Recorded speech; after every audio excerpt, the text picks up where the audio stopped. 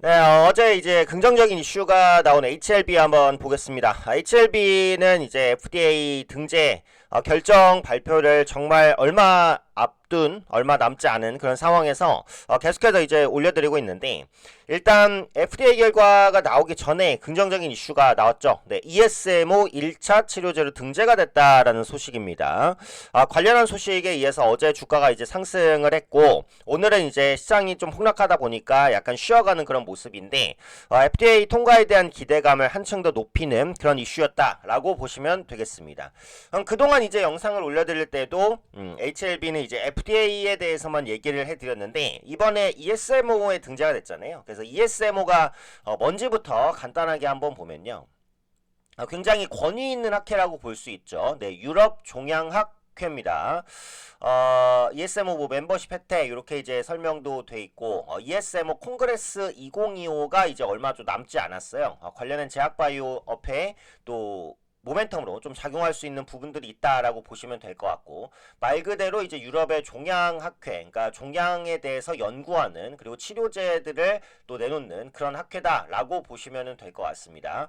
그래서 ESMO 표적항암 치료 콩그레스 2025라는 게 있죠. 뭐 방사선 치료제, 그다음에 등 관련 표적 치료제, 이중 특이성 항체를 포함한 최신 초기 단계 임상 시험이다 등등등등. 표적항암 치료 아시아 총회, 암 치료 개발의 혁신을 주도하는 원동력이 되고, 아시아의 모든 사람이 초기 임상시험의 최신 발전을 이용할 수 있도록 합니다. 그래서 암치료 부분에서 상당히 이제 권위가 있고 이름이 있는 이런 학회다라고 보시면 될 것 같아요. JP모건 헬스케어 컨퍼런스라든지 뭐 ESMO라든지 이런 이벤트가 있을 때마다 제약바이오주들이 좀 움직이는 모습들이 나오잖아요. 그만큼 이제 제약바이오주 전체에 좀 영향을 미치는 그런 학회다. 네, 이렇게 보실 수 있을 것 같고요. 관련 내용은 요겁니다. HLB의 리보세라닙과 칼렐리주마 병용요법, 지금 FDA 통과를 기다리고 있죠. 간암신약 ESMO 1차 치료제로 등재가 됐다라는 부분입니다.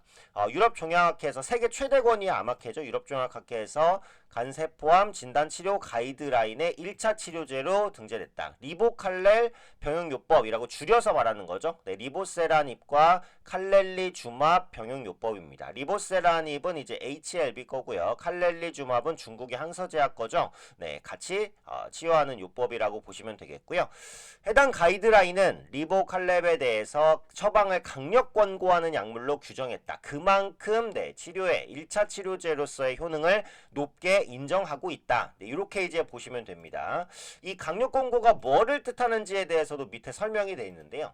ESMO 간암 관련 분과에서 발행하는 해당 가이드라인은 암 진단 치료 그리고 이후 추적 관리 등에 대한 폭넓은 정보를 제공하는 자료입니다. 그래서 미국 암종합 네트워크 가이드라인과 함께 전 세계 많은 전문의들이 환자의 치료에 적용하는 대표적인 지침서입니다. 그만큼 영향력이 있다라는 거죠. 이번 강력 권고가.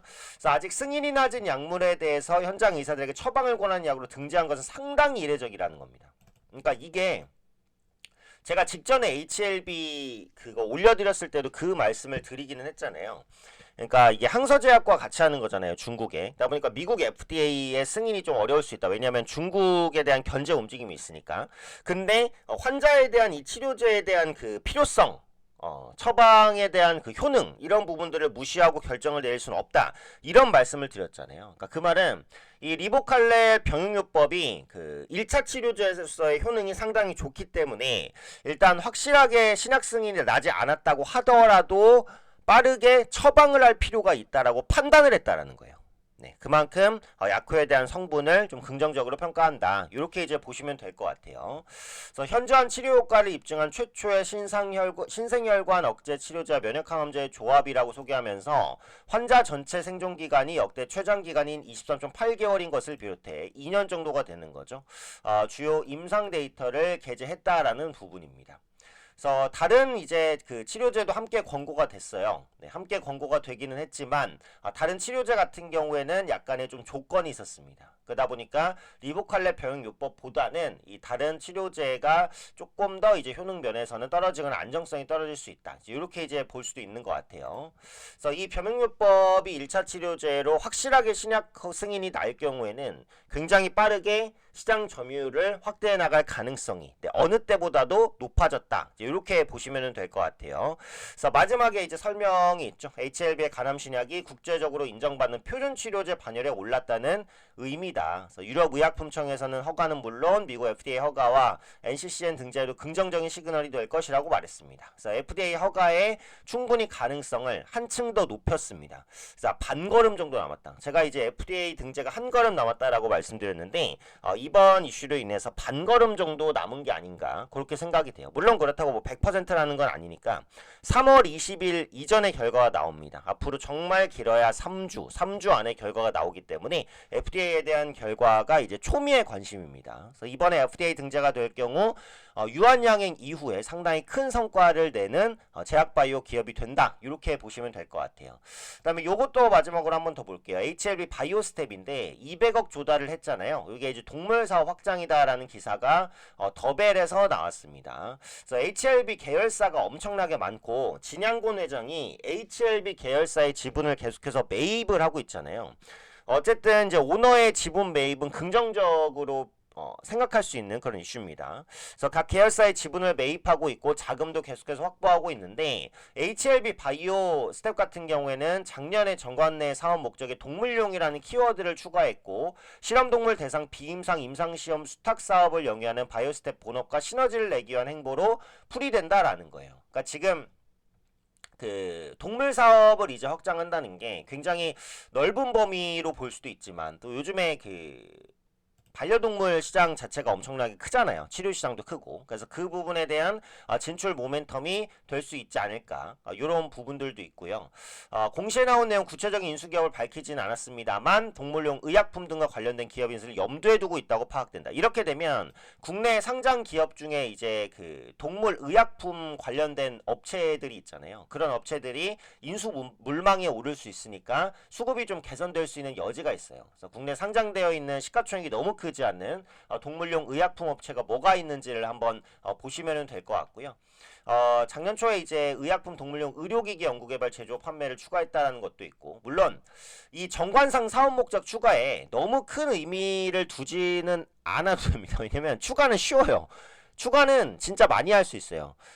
예를 들면 그 화장품 기업이 화장품 외의 사업을 엄청나게 추가한 경우도 많아요. 왜냐면 추가에 놔서 손해볼 건 없거든요. 네, 그래서 추가 자체에 대해서 너무 큰 의미를 둘 필요는 없지만 요게 이제 자금 확보와 추가까지 맞물리는 부분이고 동물 사업과 관련된 자회사도 있다라고 했잖아요. 그래서 보시면은 HLB 바이오스텝이 동물용 의약품 유통기업인 VS팜의 지분 66.2%를 보유하고 있잖아요. 경영에 참여하고 있는 기업입니다. 그래서 이번 정관 추가 자금 확보가 이 동물 의약품 사업에 대한 좀 굉장히 좀 의미 있는 진출을 말하는 것이 아닌가 이렇게 보고 있어요. 이게 이제 가시화가 된다라고 한다면 HLB 바이오스텝의 가치도 좀 끌어올려질 가능성은 있겠죠. 네, 그래서 이 부분까지도 같이 한번 체크를 하시면 좋을 것 같아요.